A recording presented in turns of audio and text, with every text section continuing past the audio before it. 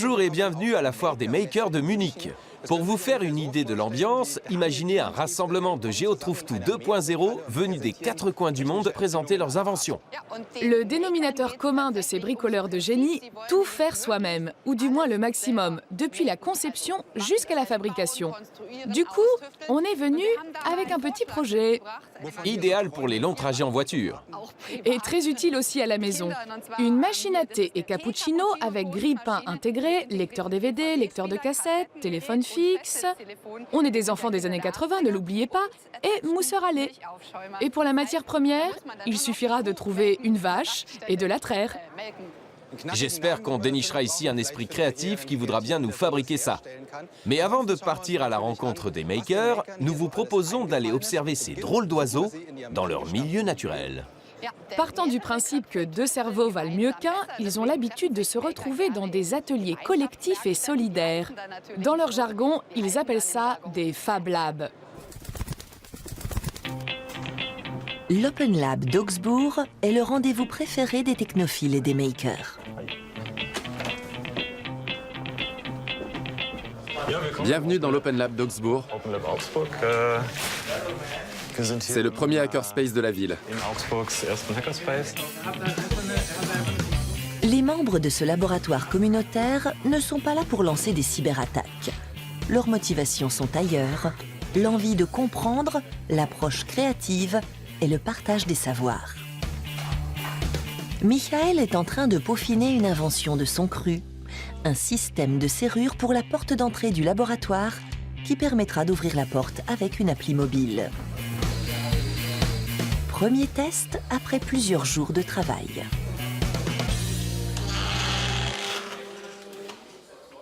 Ça marche. Les pièces sont fabriquées avec une imprimante 3D qui permet de réaliser toutes les formes imaginables.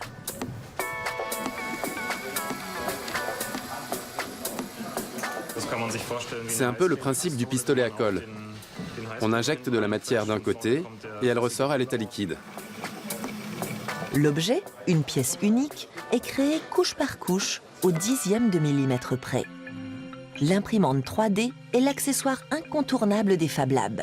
On peut l'acheter ou la fabriquer soi-même. Selon le chercheur Dietmar Harhoff, elle est un accélérateur d'innovation. Grâce à son caractère très polyvalent, l'imprimante 3D est devenue indispensable. Je ne suis plus obligé de découper mes objets à la fraiseuse dans un bloc de matière ou de les faire fabriquer à l'autre bout du monde. Je peux imprimer directement des produits au design très complexe. Les makers peuvent ainsi déployer au maximum leur créativité et leur diversité. Il ne s'agit pas seulement de faire. Les makers veulent aussi comprendre comment. Exemple avec un haut-parleur. Voyons s'il se passe quelque chose. Celui-ci est construit sur le même modèle qu'un vrai.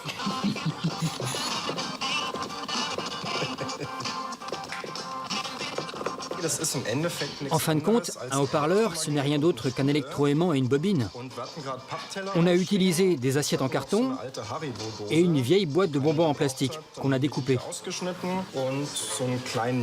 On a ajouté un micro-amplificateur qui peut être relié à un portable ou à un lecteur. Comme ça, c'est plus pratique. Et ça fonctionne plutôt pas mal.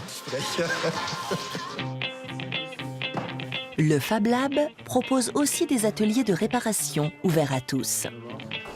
Michael aide un novice à réparer le boîtier de commande de son biporteur. La plupart rachèteraient un boîtier neuf à 20 €. Ici, on le sauve de la casse et c'est reparti pour un tour. C'est bon. Fantastique. Vraiment génial. Autre particularité, les makers laissent souvent les instructions de montage de leurs inventions en accès libre sur Internet. Libre aux amateurs de les fabriquer, voire de les améliorer. C'est le cas de ce drone dont Michael a dessiné les plans. Les makers échangent leurs connaissances en ligne à l'échelle planétaire. Les makers sont présents dans tous les pays, sans exception. Si on veut remonter aux racines du mouvement, il faut se rendre aux États-Unis. La revue Make et les Maker Fairs sont d'abord apparus dans différents États américains. Et à partir de là, ils sont partis à la conquête du monde.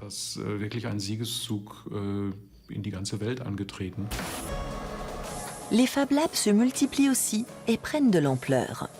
À l'Université technique de Munich, les makers disposent d'un espace de 1500 mètres carrés pour finaliser les projets qu'ils souhaitent commercialiser. Échange et collaboration y sont les maîtres mots. Les étudiants sont en train de tester, sur des bancs d'essai faits maison, des turbogénérateurs pour la production d'électricité. Ce gant est déjà à un stade plus avancé et sera bientôt sur le marché. Conçu pour l'industrie automobile, il sert à la fois de gant de protection et de scanner. Le boîtier contient un scanner de code barre avec caméra intégrée. Je scanne le code et je sais si c'est la bonne pièce ou non.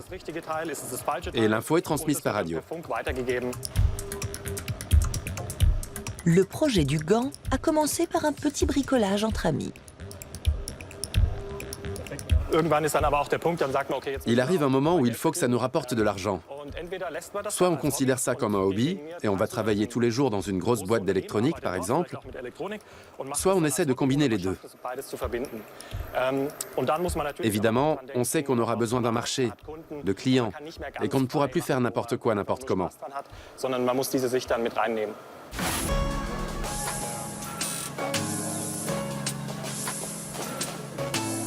Plusieurs makers ont déjà franchi le pas. Le potentiel économique du mouvement n'est plus à démontrer.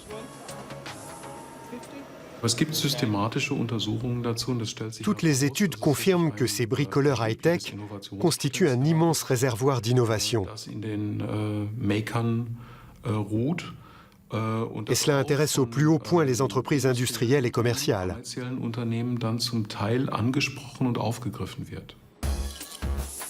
Plus les outils sont de qualité professionnelle, plus le succès commercial est garanti. Les makers travaillent dans des conditions quasi industrielles, avec découpage par jet d'eau, scie à ruban ou découpeur laser. Mais avec tous ces moyens à sa disposition, le maker ne perd-il pas son âme ? Il reste quand même un nombre incroyable de petits détails qui demandent une réflexion colossale pour être résolus, car les solutions sont limitées. Le truc bien, c'est que quand quelqu'un a une idée, on fabrique un prototype et on voit ce que ça donne. Cela reste donc malgré tout très artisanal. Être maker, finalement, c'est un état d'esprit. Que l'on travaille ici ou bien là.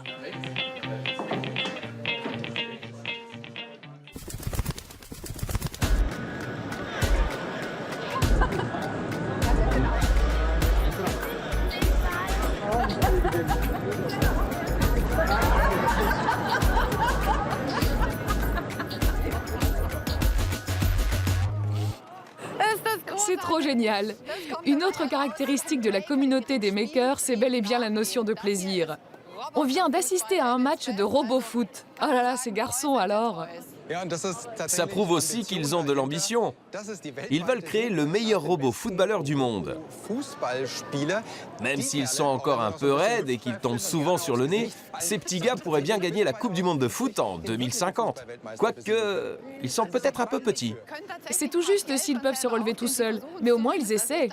Ils ne sont pas tout à fait au point, mais ça montre que les makers n'ont peur de rien. Même pas de se frotter à une technologie aussi pointue que la robotique.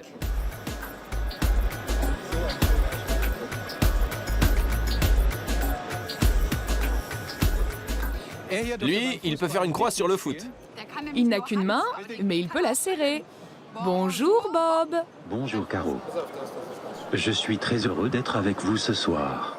Moi aussi. Très poli, ce monsieur. Mais oui, c'est un robot qui connaît les bonnes manières. Et s'il parle en français, c'est parce que son papa, Pierre Braun, est français. Bonjour. Vous jouez dans la cour des grandes entreprises avec la robotique.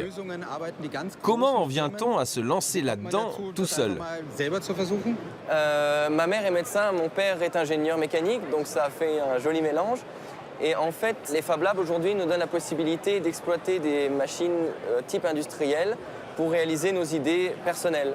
Donc en fait, j'ai travaillé au Fab Lab Berlin pour faire les premiers prototypes et c'est venu d'une intuition en me disant on peut quand même faire quelque chose de bien sans être excessivement cher. Quel est l'avantage de travailler dans un Fab Lab? On a vu que ça permettait d'échanger avec d'autres sur ces projets. Comment ça s'est passé pour vous? Le gros avantage des Fab Labs, il est multiple. Le premier, c'est qu'on a accès à de très belles machines. Donc j'ai pu réaliser des pièces vraiment professionnelles avec des machines à disposition. Et il y a énormément de personnes pouvant nous aider. J'ai rencontré énormément de programmeurs, mais également des designers, des artistes.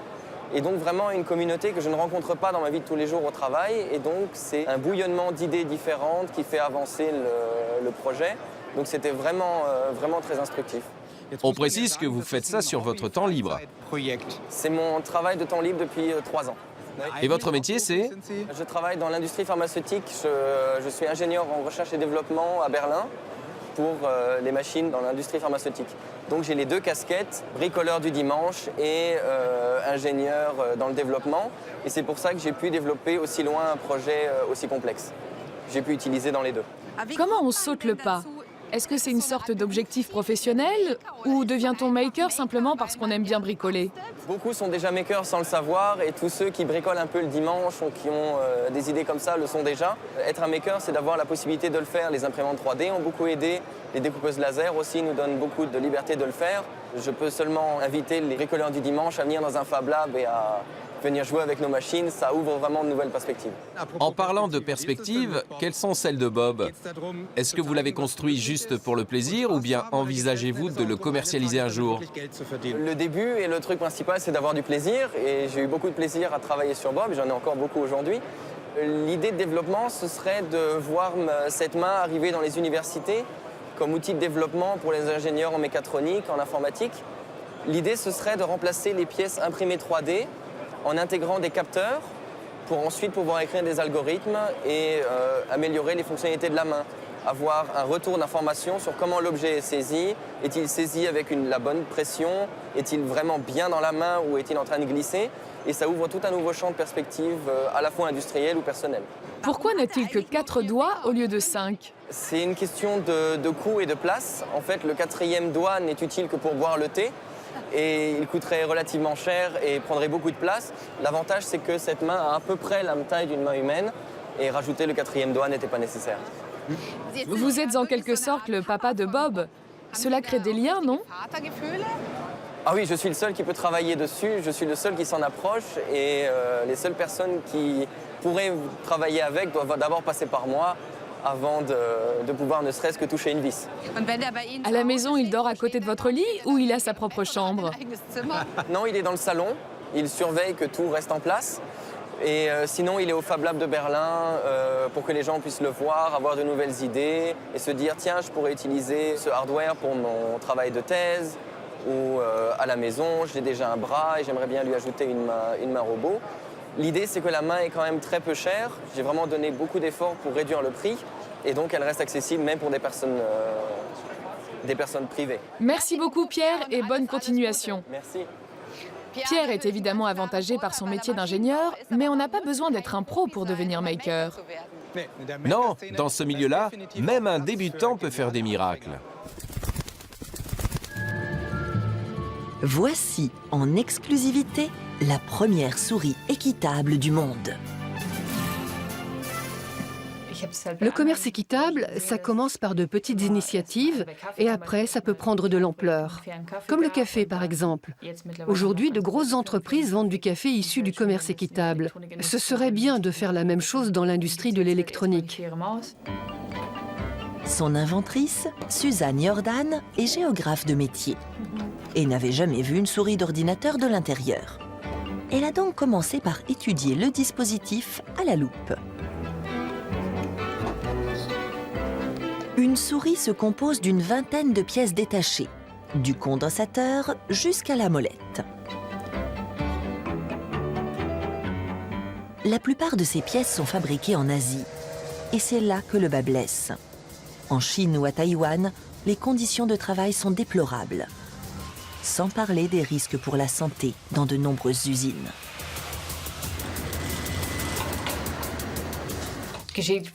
Les salariés sont en contact avec des substances toxiques et ne portent aucune tenue de protection, soit parce qu'ils n'en ont pas, soit parce qu'elles les gênent pour travailler, et comme ils ont des quotas journaliers de production, ils ne la mettent pas.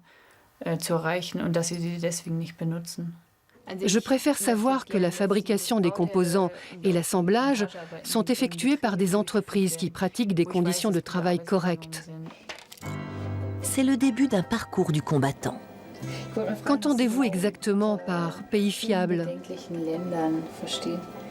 Suzanne exige des fabricants et des fournisseurs qu'ils puissent justifier d'une production équitable. Le problème, c'est que la chaîne d'approvisionnement est très complexe. Quand j'achète des pièces détachées, je peux à la rigueur savoir d'où elles viennent. Mais pour connaître l'identité des sous-traitants ou l'origine des matières premières, c'est plus difficile. Malheureusement, une souris 100% équitable n'est pas réalisable. Beaucoup de composants contiennent par exemple de l'étain qui provient de pays en crise comme le Congo, où les mineurs, dont beaucoup d'enfants, sont exploités.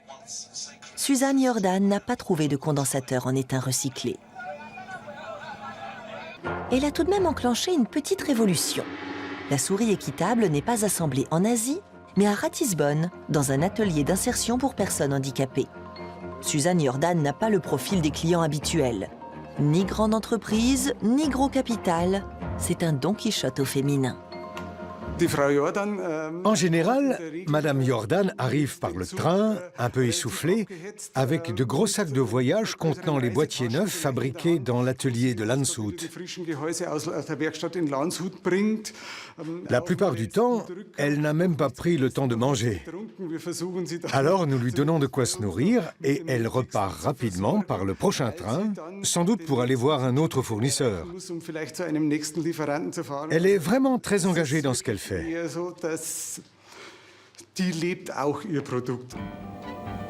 Au bout de 3 ans, la première souris équitable du monde est une réalité. Enfin, presque. C'est super d'avoir déjà pu faire tout ce chemin, que cette souris existe. Je planche déjà sur une nouvelle version. Elle aura peut-être un câble issu du commerce équitable, ou la molette, ou les deux. Elle doit devenir de plus en plus équitable, jusqu'à l'être totalement. Suzanne a ouvert un créneau où aucune multinationale ne veut s'aventurer.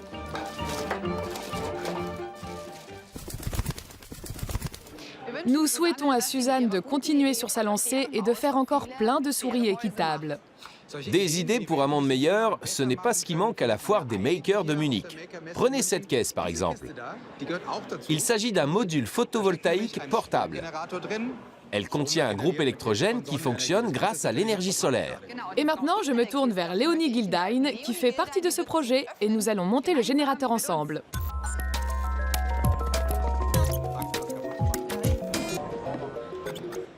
Cela nous a pris une bonne minute pour tout mettre en place. Et hurrah, de la lumière. Cette interview sera éclairée grâce à du courant produit par ce générateur.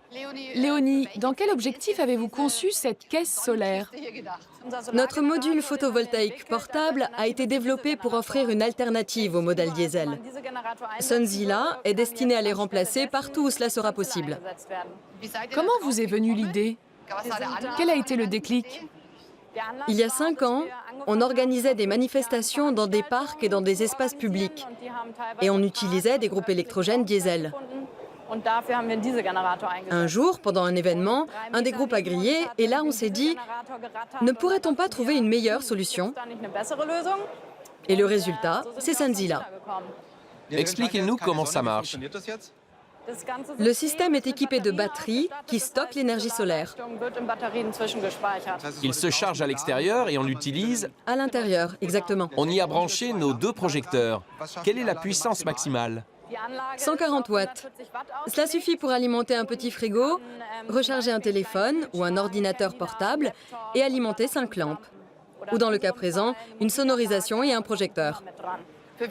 Sunzilla peut donc alimenter toutes sortes d'équipements lors de manifestations. Quelles sont ces autres applications possibles? Quelle est votre cible?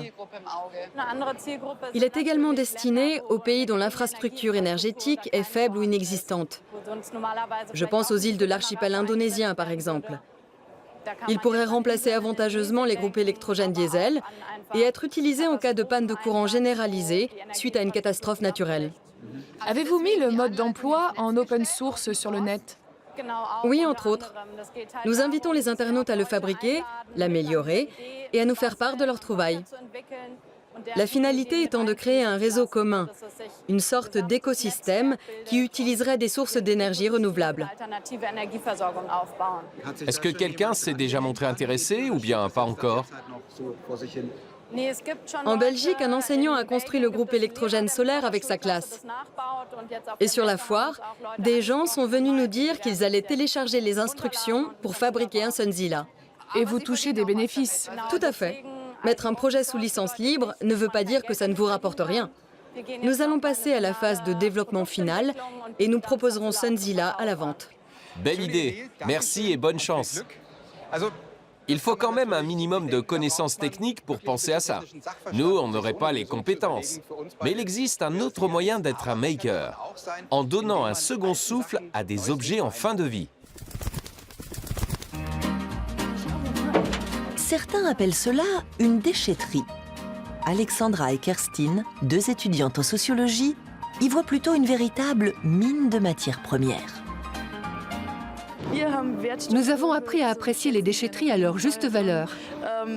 Pour moi, récupérer les déchets est un travail qui a du sens. Leur idée, valoriser les déchets plutôt que de les jeter. Plus concrètement, faire du neuf avec du vieux. Selon les statistiques, chaque Allemand produirait 23 kilos de déchets électroniques par an.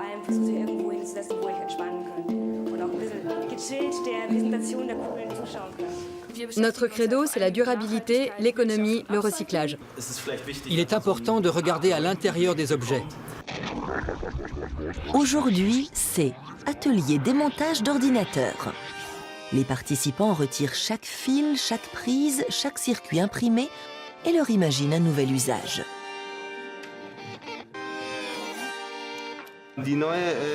C'est la nouvelle définition du hipster. Celui qui démonte le haut-parleur d'un vieux PC et le recycle en écouteur. Le démontage prend du temps et l'atelier de 2 heures n'est qu'un début. Ici, grâce à beaucoup d'imagination, de nouveaux objets prennent forme.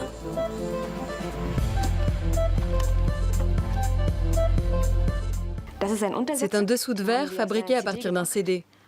Un vieux CD dont plus personne ne voulait. On a découpé une photo et on l'a collée dessus. Avec cette capsule d'expresso compressée, on a créé un beau pendentif. Ça, c'est encore un bijou. On a repassé un morceau de plastique pour en faire une boucle d'oreille. Avec une chambre à air de vélo, on peut fabriquer un portefeuille.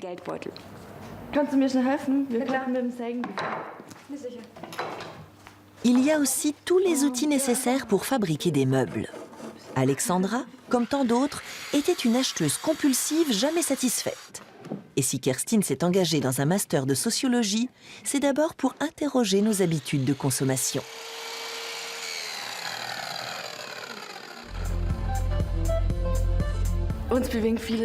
Beaucoup de choses influencent notre comportement, à commencer par notre façon de consommer et ce que nous consommons.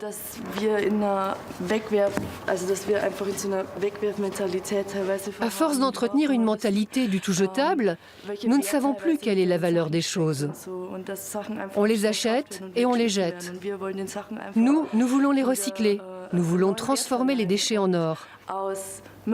C'est d'ailleurs la signification du nom de notre association, Klumgold. Comment créer une table d'appoint avec une pile de livres et un vieux 33 tours? Nous voulons que les gens sachent qu'ils peuvent venir bricoler chez nous. Avec nous, on les aidera. Nous avons une page Facebook et nous avons créé un groupe où nous partageons des informations. Ça marche super bien. On a bien fait d'essayer.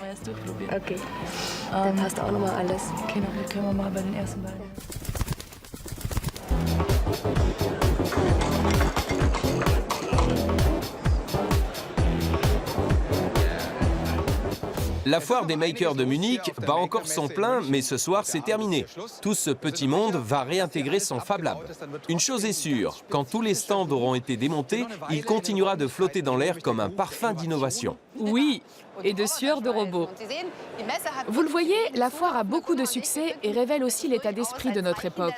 Nous sommes nombreux à vouloir améliorer et changer les choses, à vouloir inverser la tendance du tout jetable dans notre société.